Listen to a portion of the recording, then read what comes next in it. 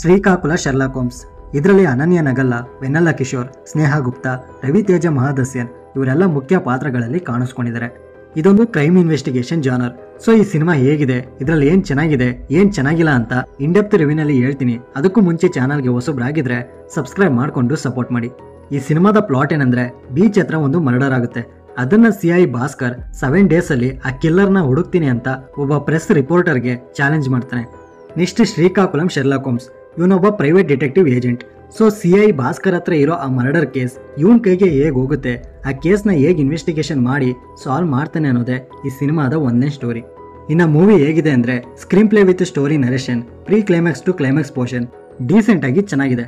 And ಇದರಲ್ಲಿ positives ಏನಂದ್ರೆ, ವೆನ್ನೆಲ್ಲ ಕಿಶೋರ್ ಅವರ ಪರ್ಫಾರ್ಮೆನ್ಸ್ ಅಂಡ್ ಆ ಕ್ಯಾರೆಕ್ಟರ್ದು ಇನ್ವೆಸ್ಟಿಗೇಷನ್ ಪ್ರೊಸೆಸ್ ಡೀಸೆಂಟ್ ಆಗಿ ಪರವಾಗಿರ್ಲಿಲ್ಲ. ಇನ್ನು ಕಥೆಯಲ್ಲಿ ಬರೋ ಡಿಫ್ರೆಂಟ್ ಸ್ಟೋರೀಸ್ ಎಕ್ಸ್ಪ್ಲನೇಷನ್ ಅಂಡ್ ಅದನ್ನ ತೋರಿಸಿರೋ ವಿಧಾನ ಚೆನ್ನಾಗಿ ವರ್ಕ್ ಆಯ್ತು. ಇದಿಷ್ಟೇ ನನಗೆ ಪಾಸಿಟಿವ್ಸ್ ಅನ್ಸಿದ್ದು. ಇನ್ನು ನೆಗೆಟಿವ್ ವಿಷಯಕ್ಕೆ ಬರೋದಾದ್ರೆ, ಕನ್ನಡ ಡಬ್ಬಿಂಗ್ ಮಾತ್ರ ವರ್ಸ್ಟ್ ಆಗಿತ್ತು. ಪ್ರತಿ ಕ್ಯಾರೆಕ್ಟರ್ ವಾಯ್ಸಿಗೂ ಕಾರ್ಟೂನ್ ತರ ವಾಯ್ಸ್ ಎಡಿಟ್ ಮಾಡಿದ್ದಾರೆ. ಇನ್ನು ಹುಡುಗಿ ಕ್ಯಾರೆಕ್ಟರ್ಗೆ ಹುಡುಗನ್ ತರ ವಾಯ್ಸ್ ಹಾಕಿದ್ದಾರೆ. ಡಬ್ಬಿಂಗ್ ಮಾತ್ರ ಒಂದು ಚೂರು ಚೆನ್ನಾಗಿಲ್ಲ. ಸಜೆಷನ್ ಏನಂದ್ರೆ, ಇದರ ಒರಿಜಿನಲ್ ಲ್ಯಾಂಗ್ವೇಜ್ ಅಲ್ಲೇ ನೋಡಿ ವಿತ್ ಸಬ್ ಟೈಟಲ್ ಅಲ್ಲಿ. ಇನ್ನು ಕೆಲವೊಂದು ಸೀನ್ಸ್ಗಳು ತುಂಬಾ ಕ್ರಿಂಜ್ ಫೀಲ್ ಬಡಿಸುತ್ತೆ. ಎಕ್ಸಾಂಪಲ್, ಒಂದು ಡೆಡ್ ಬಾಡಿಯಲ್ಲಿ ಏನಾದ್ರೂ ಒಂದು ವಸ್ತುನ ತಗೊಂಡಾಗ ಫೇಸ್ ಅಲ್ಲಿ ಟೆನ್ಷನ್ ಅಂಡ್ ಒಂದು ಭಯ ಇರುತ್ತೆ. ಆದ್ರೆ ಇದ್ರಲ್ಲಿ ಹಂಗಿಲ್ಲ. ಸುಮ್ನೆ ಹೋಗ್ತಾರೆ, ತಗೊಂತಾರೆ, ಬರ್ತಾರೆ, ಮುಖದಲ್ಲಿ ಏನು ಎಕ್ಸ್ಪ್ರೆಷನ್ಸ್ ಇರಲ್ಲ. ತುಂಬಾ ಕೂಲ್ ಆಗಿರ್ತಾರೆ.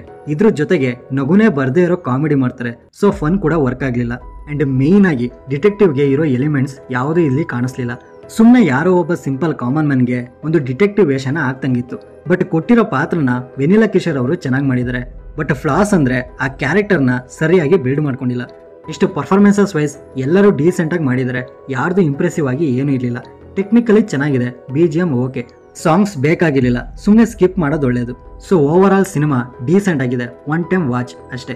ಕನ್ನಡ ಡಬ್ಬಿಂಗ್ ಒಂದು ಚೂರು ಚೆನ್ನಾಗಿಲ್ಲ. ಅಂದ್ರೂ ಕನ್ನಡದಲ್ಲೇ ನೋಡ್ತೀನಿ, ಅರ್ಥ ಆದ್ರೆ ಸಾಕು ಅನ್ನೋರು ಅಮೆಜಾನ್ ಪ್ರೈಮ್ನಲ್ಲಿ ಕನ್ನಡ ಹಾಗೂ ಬೇರೆ ಭಾಷೆಯಲ್ಲಿ ಸಿಗುತ್ತೆ, ನೋಡ್ಬೋದು. ಅಂಡ್ ಈ ಮೂವಿಗೆ ನಾನು ಕೊಡೋ ರೇಟಿಂಗ್ 10ಗೆ 7. ಆಲ್ರೆಡಿ ನೀವು ನೋಡಿದ್ರೆ ನಿಮಗೆ ಇದ್ರಲ್ಲಿ ಏನು ಇಷ್ಟ ಆಯಿತು, ಏನು ಇಷ್ಟ ಆಗಲಿಲ್ಲ ಅಂತ ಕಮೆಂಟ್ ಬಾಕ್ಸಲ್ಲಿ ತಪ್ಪದೆ ತಿಳಿಸಿ. ಸೊ ಈ ರಿವ್ಯೂ ನಿಮ್ಗೆ ಏನಾದರೂ ಇಷ್ಟ ಆಗಿದ್ರೆ ಲೈಕ್ ಮಾಡಿ, ಶೇರ್ ಮಾಡಿ. ಹೊಸಬ್ರಾಗಿದ್ರೆ ಈ ಚಾನಲ್ನ ಸಬ್ಸ್ಕ್ರೈಬ್ ಮಾಡಿಕೊಂಡು ಪಕ್ಕದಲ್ಲಿರೋ ಬೆಲ್ ಐಕನ್ನ ಪ್ರೆಸ್ ಮಾಡಿ. ಮತ್ತೆ ಸಿಗೋಣ.